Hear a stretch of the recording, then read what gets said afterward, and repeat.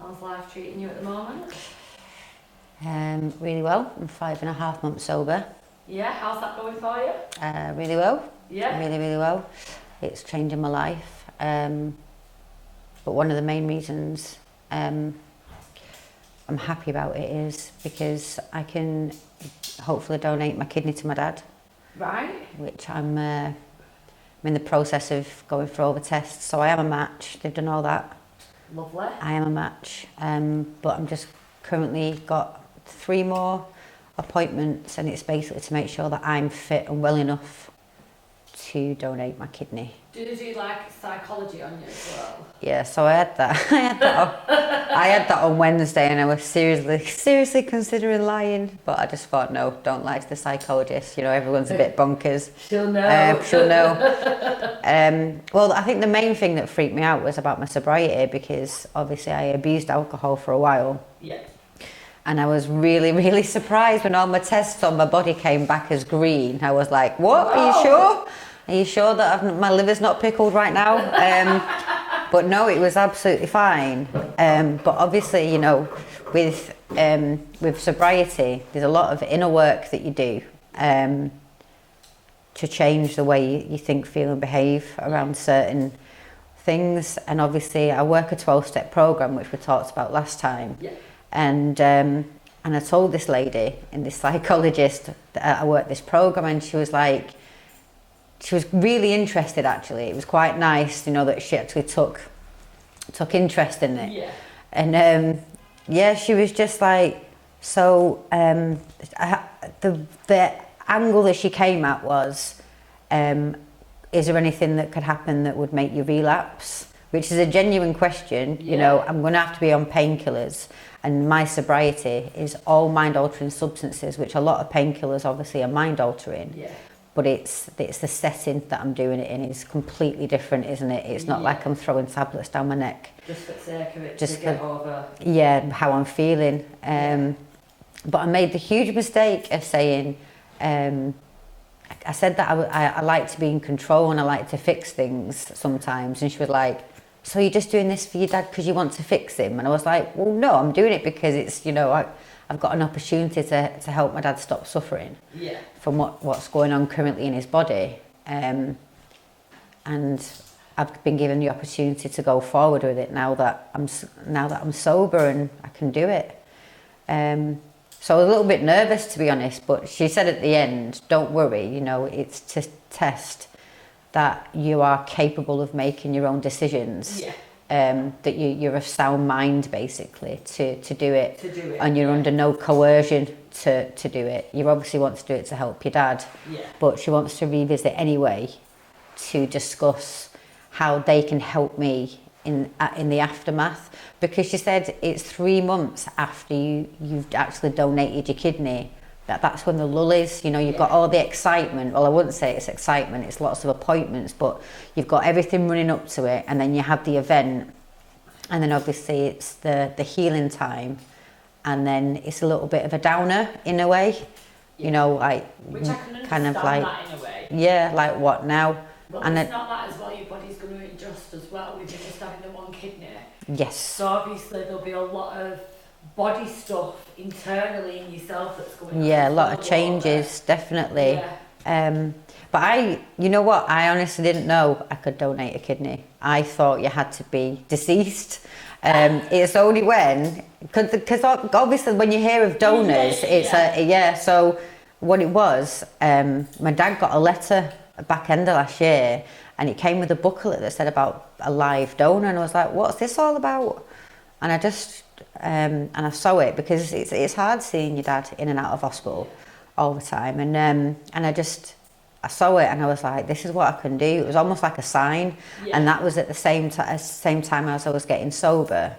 And there was some misgivings really about, you know, am I going to be able to do this? Am I well enough to do this? And is my body? And then you've got to be a match as well. You've got to be a blood match and a tissue match. Right. My tissue match is like 1-1-1, which is really good. Really good. Yeah, so that's good. And then I've had lots of tests, and I've got a test in 2 weeks, which is a split kidney function, which it basically determines which kidneys to have. basically. So what is up with your dad's kidneys? He had sepsis in 2021 from a urinary tract infection, and he was very poorly. He was put into a coma, and his kidneys are just, they call it scarring, don't they? Right. They just haven't functioned right. He had blockages. He's got stents in both of the kidneys to help, and he's got to have them done every 6 months. Right. But every time he gets poorly, it's his kidneys that go first. So his last kidney function was 11%. It has been down to 6%. Mine's 92, by the way. I found that out the other day. Mine's 92, but basically, every time my dad gets poorly, it affects the whole body. You know, he's got diabetes as well. He ended up with heart failure earlier this year as well, because of water retention. He can't have certain medications in the doses that are needed.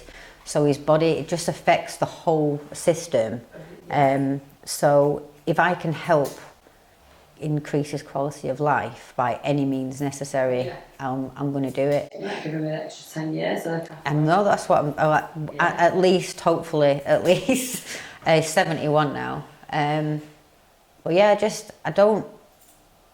I didn't even think about it. This is what this mental health nurse said to me, you know, what are your thoughts on it? And I said it was a no-brainer. You know, my dad would do exactly the same for me if it was the other way around. And I just went for it. I just started filling out the questionnaires and started going for the tests. And that came into, you know, when you said that I'd lost weight. Yeah. So obviously sobriety helps with the weight loss because I'm not drinking loads of wine anymore. And but I've literally changed everything about myself. Yeah. And I can actually run, like I ran 2.5 miles the other day. Oh, amazing. Can you believe that? I couldn't even walk up my stairs back end of last year. So so that's an achievement in itself for you as well. Yeah, isn't it? you know what, it's life-changing sobriety. Yeah. Because I wouldn't be sat here telling you what I'm doing for my dad if I was still drinking. Well, you wouldn't be able to, would you? No, I wouldn't have had the capacity to. I like that word, capacity. Capacity, I like that. So yeah, I just made the decision. I think it was just a subconscious, like, yeah, this is what I'm gonna do. But when you have your consultation, you know, she said, if you're not a match for your dad, would you be a live donor anyway? You know, just forever. Yeah. And at first, my first thought was no. And then when I actually thought about it, I thought, you know, there might be some other woman that has got a dad that's suffering greatly, and I might be able to help that person. Yeah. So I changed my mind and I said I would do if I wasn't a dad. Wasn't a match for your dad. Yeah, because what else they do as well, and I don't know if you know this, you can have what's called like a swap shop. So it's not called a swap shop. I forgot what it's called. But basically, if I wasn't a match for my dad, but I said I will be a donor for anyone, and then there was another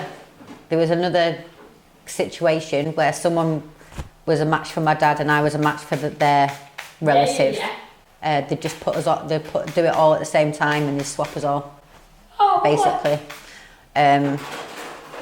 Yeah, but it's mad, but it's only because I didn't know about it. And I was like, what do you mean you just swap kidneys? And that's actually a thing. And it's so people aren't waiting so long. If you're kind of like willing and able to be a donor, and somebody else can help your dad and you can help them, you've got two families there that are restored a little bit, haven't you? Yeah, exactly. So yeah, and then but when I went in there, they couldn't start the testing because my BMI was too high. Right. BMI has to be under a certain thing. And they were really nice, the doctors. She just said, basically, the higher your BMI, the more you're at risk at surgery, which I get. Yeah. And I knew that I wasn't in really good condition. So I just said, you know what? I'm going to give it everything. And I've not done any fad diets. I've just eaten less and moved more. That's all I've done. Yeah. And it's just fallen off. It just shows you what you can do and how easy it is. I just mind to it. Yeah, it is like, you know, obviously my dad's a great focus for me. Yeah. but I'm also pleased that it's given me a certain drive as well, because I wasn't driven at all for my health in any way, but now I've got my mental health under wraps, my spiritual health, and my physical health is coming as well. So, and also what will probably help you maybe not relapse, and that is the fact that you've only got one kidney. that would be a big thing. Yeah, because obviously you've got to be very, very careful when you What I just got do, one kidney, yeah. what you do for the rest of your life. I know, innit? and that's why I've got to work a 12-step program to the best of my ability every day. Yeah. Because if I don't, you know, I could be in serious trouble. Because alcohol doesn't, what's the word? Discriminate. No, it doesn't. No. It takes a lot of prisoners. It does. It does, and I was definitely a prisoner, so I don't want to be back there again. Yeah.